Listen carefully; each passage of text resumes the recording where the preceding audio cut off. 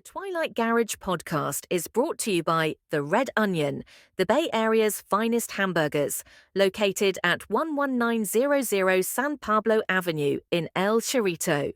Tell them Twilight Garage sent you. Twilight does.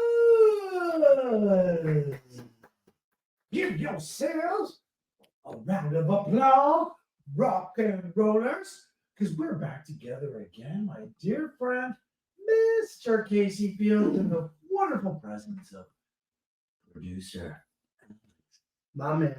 Great Mark. We're really going to bring him out. I swear, we're going to trot him out. We're going to do a fun little thing that our dear friend Dana over at Rotting Jewels here on YouTube is going to help us technically. She's kind of our fairy godmother. I was going to say big sister, but I think she's We're older than her. yeah, that's kind of funny, huh? But yeah, our spiritual godmother is going to help us get this the scale to viewing off the ground so we can finally get our official Twilight Garage. Not only do we have dumpster fire miniatures available for purchase on our non-existent website, we'll be having the official Twilight Garage popcorn maker in full effect. Until such time, Sir Case, we're sliding through. I want to know what's been up with you. Do you want to pull something out of the research hat? Because people don't understand. We'll just start rolling camera and I'll just look over. It's like being on stage, like, what you got, babe? Because we're singers and rock and roll bands. What do we got? No, that's what I appreciate our chemistry, that we could just roll, right? Talk about whatever. We have a lot of the same love. And some of the interesting points of view you've been sharing with me, it's nice to compare and to contrast, because sometimes you don't always agree with somebody like a Nick Schreck or somebody, but just them being there, it's a cool landmark. And so for me, you'll hear me sometimes go bad on people in this show, especially like Nick Schreck and stuff. And it's nothing personal because, hey man, I'll sit down and break bread with the guy and hang out. And then also really enjoy him getting completely lambasted by our dear friend Dana Rotting Jewels. Now, where are we all here today, bud, in this beautiful rabbit hole? Well, our dear friend, I don't know if we should name him, but we heard a little, I don't know, what roll out. I see where you're going with this. Thank you. Yes. Hey, this is a wonderful thing for me because certain players in this thing we call the Manson Family have really rubbed me the wrong way. And some of them I didn't get to know too well, so I didn't really care about. And Catherine Scher was one of the people, aka Gypsy, who was always portrayed in these funny ways. Because if you look at her on the Hendrickson film, it did her no favors. That she was very honest in her feelings and was very physical and expressive with expressing what I'm now chasing, which is what was Charlie Manson? Because I think it's beyond who, because as she said, she as others have stated, became Charlie. She was Charlie.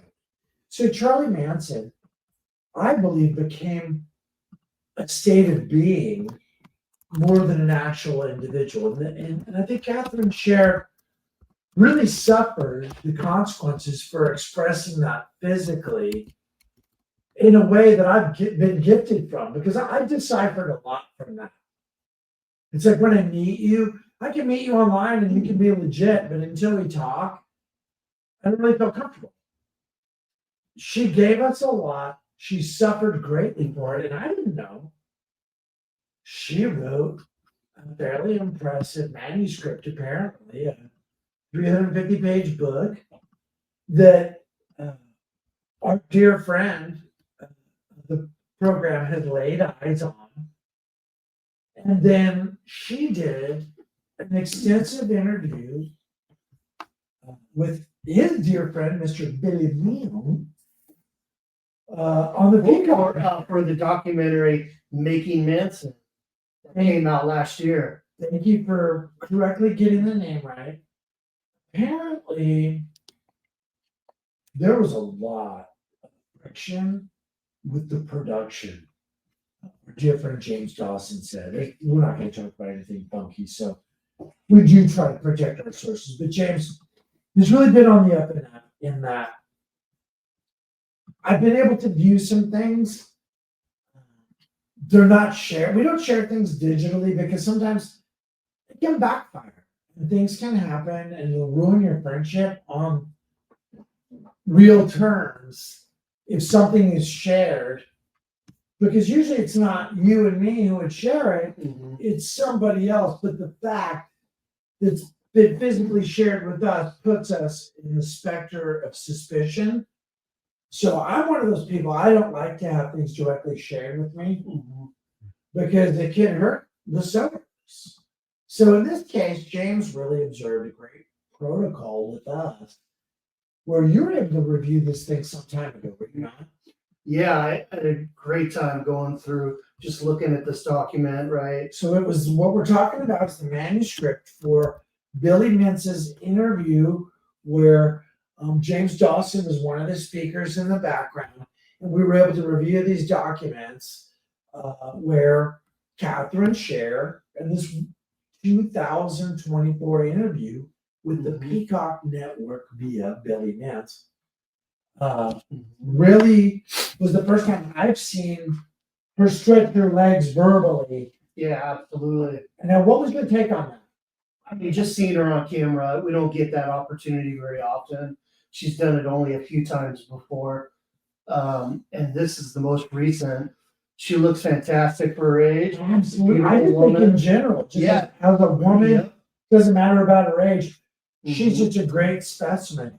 And that speaks to her genetics. It's interesting. When you look at her, she always had that very rich, full hair. She had that olivey skin. She had that build, apparently, that she wasn't super thrilled with. God serves her well now. Her carriage is wonderful. She's like Emmylou Harris. I love that when they have like a dark hair, but with like a streak of white, you know? Man, that's how it started. Now it's going more gray. It's like someone said to me once, it really stuck with me because I've always had a massive, massive crush on Emmylou Harris, the great musician. And someone said, boy, I thought she was beautiful until her hair turned gray. And I thought, wait, what do you mean? And then we really got to see her. And I was like, oh, because she's beautiful both ways. Yeah. But I think in this case, Catherine Scher is really even more striking with this kind of mid-length haircut, the contrast with the gray. It's like I think Diane Lake. She's an interesting person to talk to, and she would be a great secondary. But what we got from Catherine, I was glad to hear because I've always commiserated with how she felt about her portrayal from the Hendrickson film. Though she did physically go through those motions in the studio, people don't understand. It was made to appear undeceitfully to be Spawn Ranch. They had a movie studio in 718 Vine Street in Hollywood, California. On Vine in Hollywood. Manson Family. What? Of course they got a movie set back there. Of course they got a crazy wood table. Got some shanks into and get wild, right? Yeah, we're just right down the street from there right now. This is all a big, big contrived Hollywood studio. Is our friend who's coming on soon, Butch aka Bert Lee, who's going to be coming on. He'll tell the truth, just like the moon landing. It's all fake. Message to my wife, you know what I mean? Let the dog out, he'll shit on the rug. But getting back on course, of course it's surreal. Of course it's psychedelic. The Cuban public in the early 1970s did not know that the Emmy nominated production Manson, the tale of blah blah. I've got the couple of posters on the wall. We'll show those at some point. Yeah, those are so sensationalistic, but it was Emmy nominated, folks. The board totally reviewed it, got it in, considered it for awards. It was a big premiere for this guy, Hendrickson, and his partner. So for them to juice performances out of these people would have been normal, but this was a great, for me, flip side to that. I've always liked listening to Gypsy because she's very classy, dresses very classy, well spoken. Yeah, I just appreciate the intentionality that she brings in every single time she gets on camera. That's a nice word, intention. Now, do you feel that this is because she was fairly well educated and had some really great life experiences and some worldly adult commercial experiences previous to her exposure to Manson? Do you think that's what made her and Manson mutually attractive to one another? Because they were both accomplished musicians who liked each other's playing and were apparently hand in glove in terms of being able to play with one another. She was definitely very cultured. I mean, she was Israeli descent, grew up in France, born in France, I believe. Yep. Grew up in New York, and then moved out to Los Angeles, moved up to San Francisco. Two very educated parents. Unfortunately, both of their lives came to an end by the time that she was a teenager. So she was just trying to make her way. She was adopted, just trying to make her way through life. Well, that was a tragic end there too. So for me, okay, I'm going to just expose my character as I'm prone to doing. Pretty much an open down book. But for Gypsy, that always threw me off.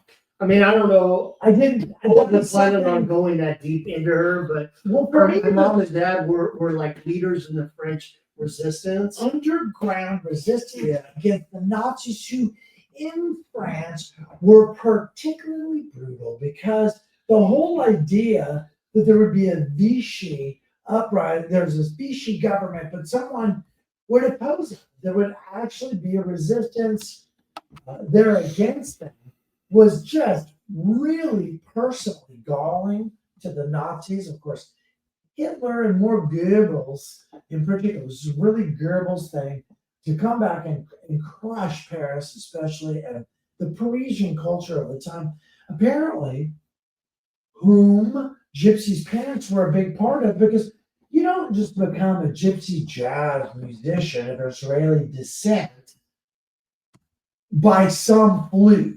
Now, that whole thing is from her heart, I believe, from her being.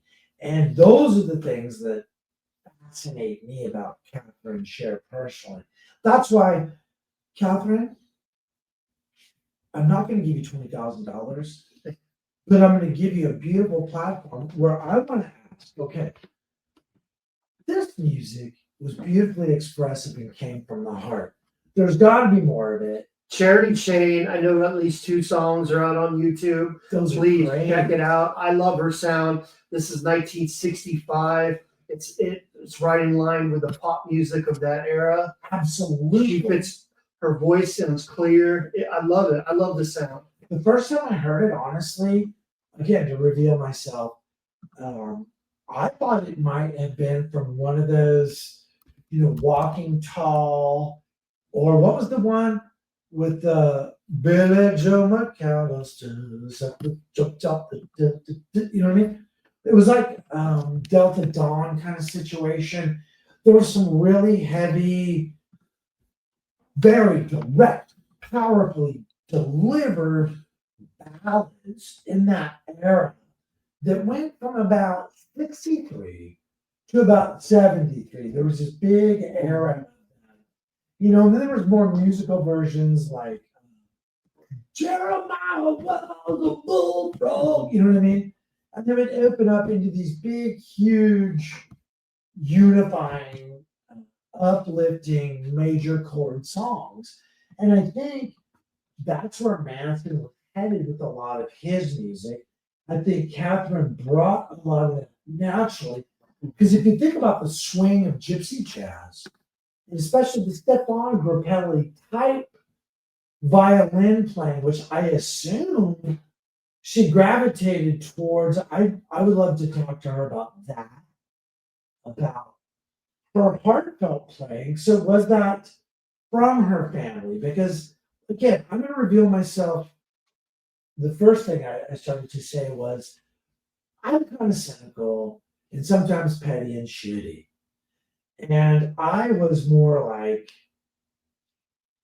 obsessing on her story and being critical. Like, okay, yeah, I'm Jewish in France. My parents were in the underground. They got killed because they were so righteous. The people who adopted me were also super righteous. But they also committed suicide. All these people kill themselves knowing they have a child. That always rubbed me funny. Who's not to say that as soon as the crimes went down, the parents of Catherine Sher weren't, hey, bitch, we don't fucking know you. We don't fucking want to know you. And she just came up with this fanciful fucking story to make herself sound great upon meeting the family. So she had to have this whole thing of how cool she was. So why not just stick with the fucking story, right? That's how a sometimes petty, shitty person might, right, walk through life. You know what I mean? At that age, maybe I would have walked on some deceptions that other people perceived about me that were flattering, and I would have just proceeded with them. You know, don't confirm or deny. You know, a liar through action rather than word. So that's how petty I was with her. This interview happened. Honey, I'm sorry. Man, I feel bad now. That's been a couple of years. You knew about it. I didn't. Thank you, James, for sharing. Because show is a constant source of contrition and being happily humbled. Yeah. Because I get a little cocky for who I am. We all go there. Why do we do this? Is food too readily available? What's my problem? You know what I mean? There's the miracle of technology and life going on around me. And I'm going to get stuck on some lame That's shit. the thing about this case, though. The second you get cocky, you're going to get smacked down by somebody. Dude, or a victim. So thinking about a victim. Like, Jay Sebring was on Batman. Yeah. The Ocean Bring. I met someone multiple times, touched his flesh, who spent time and touched Jay Sebring, nay, Jay Oceanbring. It's so fucking crazy. It's all in no sense. Makes sense. Facebook page now, if you'd like. Was it Catcher who threw that up? That's a very Catcher thing. I think so, yeah. If it wasn't Catcher, let's just say, Catchy. Sorry about that strike, goddamn. Catchy. Woo! I'll cuss for you on here to take a risk. Catchy, I'm sorry. But my Catcher, great contributor to that page, also brought forth a lot of things that humble us about being involved, which is I can love Lynn as much as I do. Respect her values and strength. And then you look at what some of her friends did. And I think if they were my friends, and it's kind of fucking gnarly. And you have to, again, kind of start and be humble. This interview did this for me. So, Catherine, you're out there. Really let the area shine. What's she been doing, man? How she survived? Did she get any royalties off of the 45? I just know she's got some great sons that love her. She did have kids. Yeah, and I wasn't even paying she attention. Tell us about that. She seems to be having a happy life. Go back to the kids. Go back to the kids. I know she has at least three male sons, grown adult male sons. They're probably like my age. So they're protective of their mom. Well, they better be. As they should be. Oh, dude, can you imagine how many times they want to rearrange my face? That's why. Hey, boys, let me tell you something. We get down like that. And someone would play with our family or do something messed up. Guess what? We're right there with you. And if your mama's gonna come on here, we're gonna treat her just like kin. And knowing, hey, guess what? She's gonna have my address. This is my home. Shit don't go right. You can come here and fuck me and my family up in return. Get it? I know how the world works, right? I don't play games with people. Hell no. The internet ain't gonna save you. That's why we have you at my home. Because we have that level of respect for our guests. There'd be no way we'd ever be less than excited, respectful, and humble to any of our guests here. So yeah, thank you so much. But she her arc is a little bit different. That's the thing right there, because there's like there's a little pause because, man, did she not wind up in prison for a long time? Did she do any time behind the? Well, that's the thing is during the we focus mostly on 67 to 70, just the most part of what happened in the family during that period. But Gypsy during that time was relatively innocent, like stayed out of the drama, stayed out of crime, right? And it's not until the trial's going on and now she's starting to become more of a figure, yeah. Right. And she's getting involved in things like the Hawthorne shootout. Now, she took a bullet because of the attention that people were drawn to her and dug that energy, or she was one of the last diehards that was still, willing to get frisky in the family. Yeah. Sure. Yeah. She believed that they wanted to get Charlie out of jail, basically. And she was willing to take a bullet in the process of making that happen. Did for another situation that, like you said, is very misunderstood, and that is that 1971 Hawthorne shootout that much is made of, but not much is actually known about. At the Army Navy store here in Hawthorne, California. Now, can you enlighten us about some of that? Because a lot of people don't understand how those stores used to work, first of all. Well, I'm going off of what's already been written. So I've never talked to any members of the family about that specific incident. So I could have this narrative really off. But allegedly what has been put out there already is that they planned on hijacking an airliner, a plane like a 747, but in order to try to negotiate to get Charlie released. But in order to do that, they were going to need the proper blasters, to be able to take over the airport or the tarmac or get basically aboard this plane. Because a lot of these hijackings were happening late 60s and the early 70s, because there weren't metal detectors even after these big strings of hijackings. They could just happen because people would just walk on a plane with a gun regularly, because I think the technology didn't exist.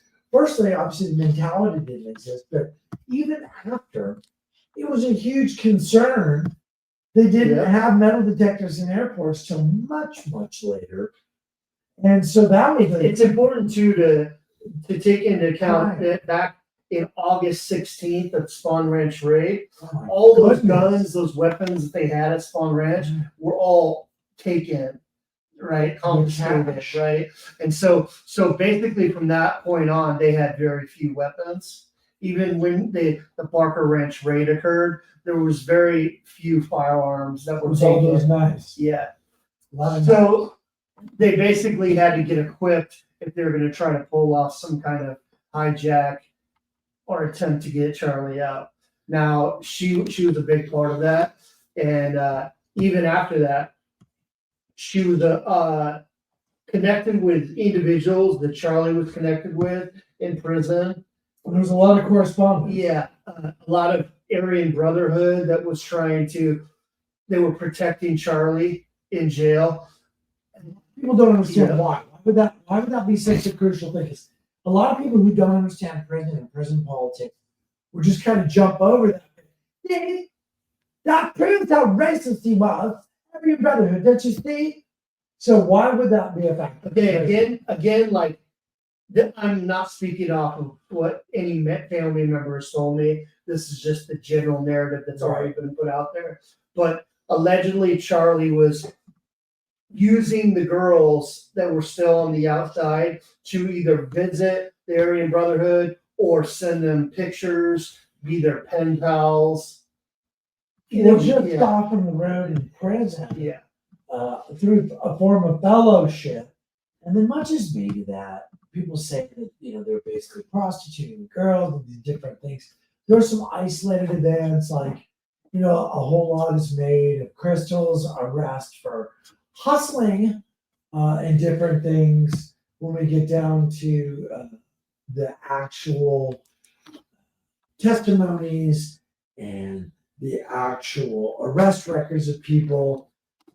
It's I don't like the way the ladies get treated in these really harsh, ugly lights when you don't take into context the time, the pressure they were under, their age, their hormonal situations, their belief systems, their family situations, and just the overall picture. Because it, in my opinion, it's a travesty that we can have all different types of people who are engaged in wanton, willing criminality of the most depraved kind, and we're willing to look at all these mitigating factors of their youth and past and the abuse they've suffered and all these different things, like Patricia Quinn-Winkle suffering partner abuse, and they start reviewing it in the 80s in prison and spend a bunch of money doing a study on that.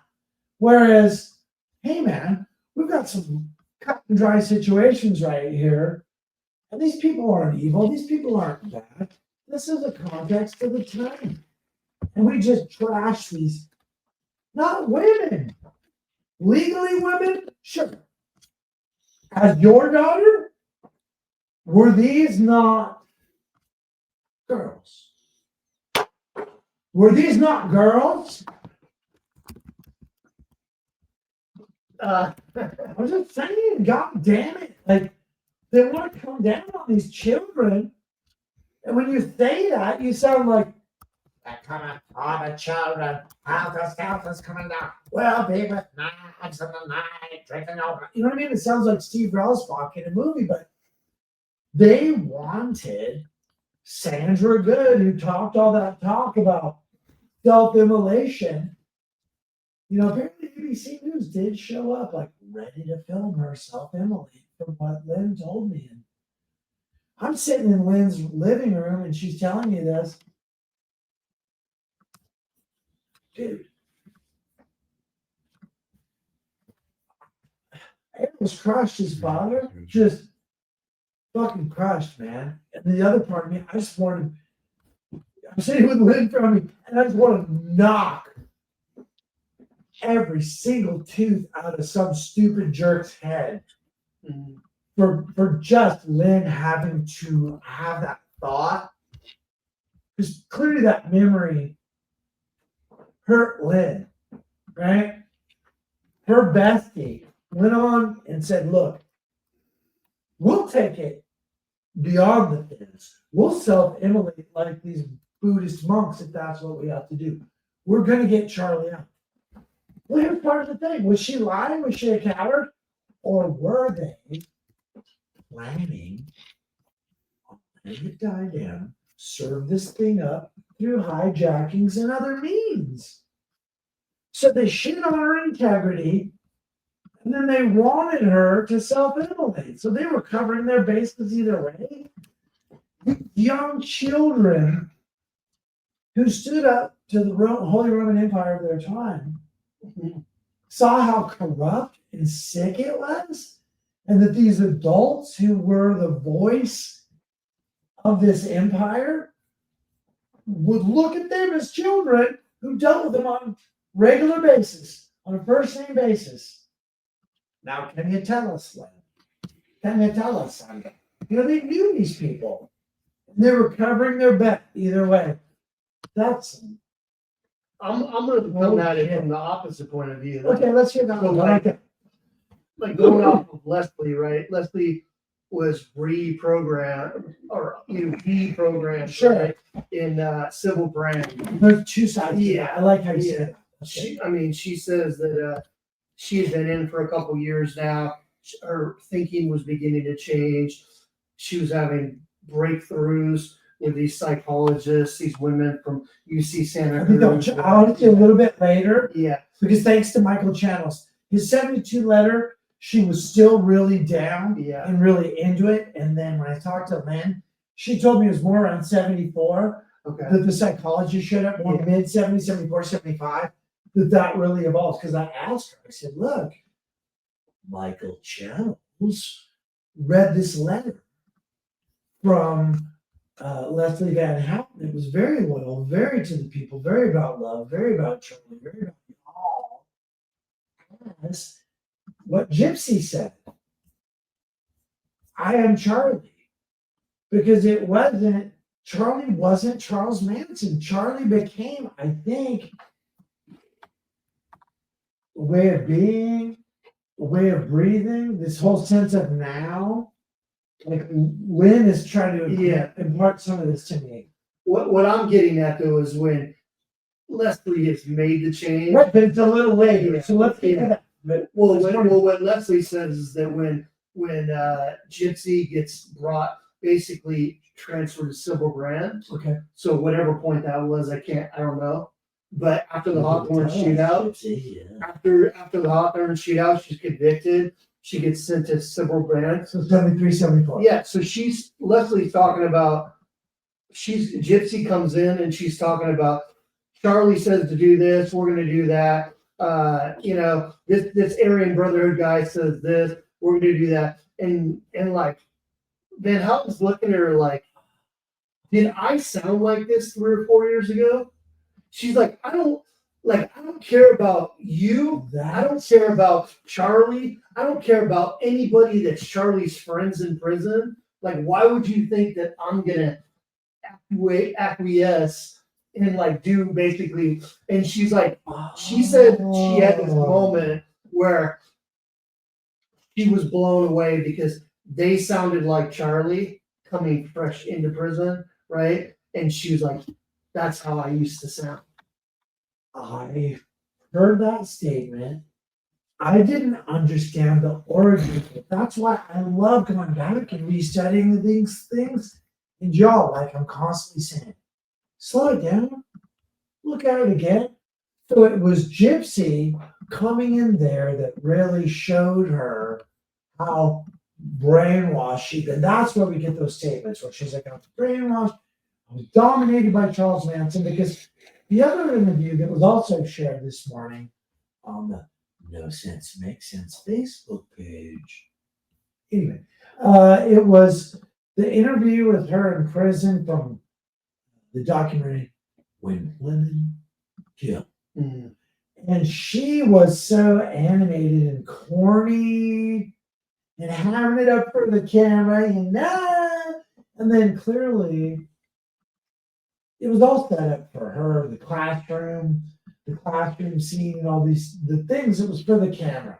They clearly scripted and staged the whole thing. It was really kind of sad and goofy. But I was watching it. Look at your game, girl. Look at her. She worked it, dude. She got her out of prison, dude. It was like what did Hitler and OJ say? Stick to the lie. Just fuck it, dude. Stick to it. Fuck 'em. She just stuck to it. Who knows what she really thinks? And no one ever will, except for her and John Waters. You know what I mean? But that's good. God bless you. You got out. But I found that interesting. So it was Gypsy who did that. So Gypsy was still dead. Pat alluded to it too. Now Pat took longer to come around than Yeah. yeah. They said even in the I don't know around 76, 77, Pat still had a picture of Charlie hanging up in her cell. Dude, hold up. Ah! Ah! You fucking love you. Either way, dude, like I'm not like certain people in this milieu who have to take sides or get mad. I can see the ugliness of Charlie. I can see all these different things and still love certain elements because there was an exchange of these people that became a oneness that was also huge. 27 became 1 and 1 became 27. Very powerful, very powerful. And so for someone as intelligent and articulate, with as much charisma, worldly experience, exposure to culture, and her own personal culture, which was huge. I got from that interview that she felt she had perspective and separation from Charlie, and that she was a bit older than the other girls, and that is how she was able to maintain that innocence that you brought up earlier. And she definitely was rehabilitated, right? Because she went on to have a productive life and What? become a good citizen. I'm not clear on how much time she actually spent. Do you know? No, I not off the top of my head. And I don't know, was it after the Hawthorne shootout? Was that pretty much your end of involvement in criminality and law enforcement? Okay. Again, Catherine, when you come on, I'd like to talk to you about that and your adjustment to civilian life. We don't need to get hung up on the whole area of everything too much, other than just some clarifications, because here's the thing. That was a real natural transition, a real natural fit, a real safe position to take, and one of kindness, as wild as that sounds. For her, it was again for the group. It was somewhat for Charlie. It was for her. Some of the men she got involved with were pretty gnarly characters. Lynn has talked to me about some of the people that were, like, for instance, involved in the travesties out in Stockton, those terrible murders of Rennie and her husband and their potential affairs. Let me touch on something real quick. Yeah, please do. I like it that we're talking about Hawthorne shootout, the Willits, Stockton. Look, we all have blind spots when it comes to this case. Absolutely. For me, my blind spot is 1970, 71. It's really during the trial, right? A lot of the trial stuff is boring to me, and so I probably neglected it more than anything. That's an area that I'm trying to get better in, trying to go back and read. That side of the street has also been worked by the great Deb Silva and Bo over at Cielo Drive. But I bring it up because most people in this community, they are aware of the stuff that happened between 67 and 70. And there's almost no talk about Hawthorne shootout, Willits, and other things, right? So we're going to actually try to make an effort in the future to talk about these things more in depth, because I think it's important to have the overall context, understand that this wasn't just a 2 or 3 year thing. The family existed for much longer than that. And I have to say, there's two ladies that I know of that are still family. And the feeling of Charlie still is inside them. One of whom I physically met. And I'm starting to understand this thing. It's really hard to quantify. I think why I was touched so deeply by Catherine's 2024 interview with Billy Mintz was she was very human. She also acknowledged these gifts that I think they did receive. When people don't talk about the gift they received from the fellowship that they received at Spawn Ranch, I'm talking man or woman, okay? If they don't talk about really enjoying Spawn Ranch and feeling this warmth and this love and this excitement, unlike somebody like Brooks Poston, as an extreme example, I don't take what they say to heart, because even the people who say the most doom and gloom things against Charlie, like some of the things Catherine said were very damning and pretty harsh about Charlie, but she didn't, as you know, reject him wholesale as an individual, because guess what? What is keeping her buoyant as a person? I think it's what I've experienced in my exposure to Lynn Fromey, which is, for me, completely addictive. I don't have to question anything. I feel a presence. I feel I don't screw myself. I feel accepted. All I want to do is serve. I feel my power. I want to share this happiness and this contentment, and I want to help everybody. And then the second a couple sets of hands get involved, man, everything gets light, and you're doing something together, and you're talking, and you're not looking at your phone, and man, it's awesome. And that's what I think they were feeling. And I think the people who won't back off of that are the ones I want to listen to. Diane Lake has been portrayed as someone terribly violated, humiliated, wronged, and hurt by Charlie. I think the most horrible incident in that poor child's life, being violated by her own grandfather. Please don't say it. No, dude, Please. it was a terrible, most heinous thing that happened to her as an individual. And then it got repeated in a really bad way, I think, because from what I'm understanding, the people in the mental institution, these different people created these stories and these narratives and put them in her mind potentially. And she is now in a place where she wants to differentiate. Like when you have parents tell you things, don't touch yourself. It's dirty. Only degenerates. And then you're a teenager, you gotta masturbate. I'm sorry. It's gonna happen. You're not gonna go to hell. Kid, it's okay. Rub one out. Right?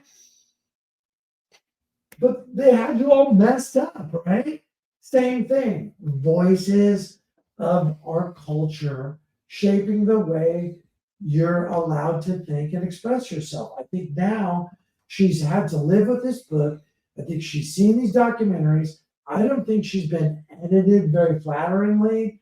And I think there's this one horrible story that keeps getting repeated. And it's contrary to almost everything else you hear about Charlie, right? So I think Gypsy deserves her own show. I mean, we barely said anything about her. No, So eventually we'll come back. we're gonna do that Yeah. because here's why we Yeah. are just fluffing it. You've got this document that hasn't come out yet that no one can officially look at, that we've heard is absolutely amazing in its 350 page girth. So clearly she's got something to say. from what I took from this interview last year, it was a great mix and sounded super honest. So for that, we'll give her her own episode. I'm guessing we need to get along, little doggy, get along with a new and beautiful episode coming up Yeah, soon. join us for number 50. What do you want to wrap up here with us, folks? What are your thoughts in terms of Gypsy today and what you would say to her if she was right here where George Stimson is going to be?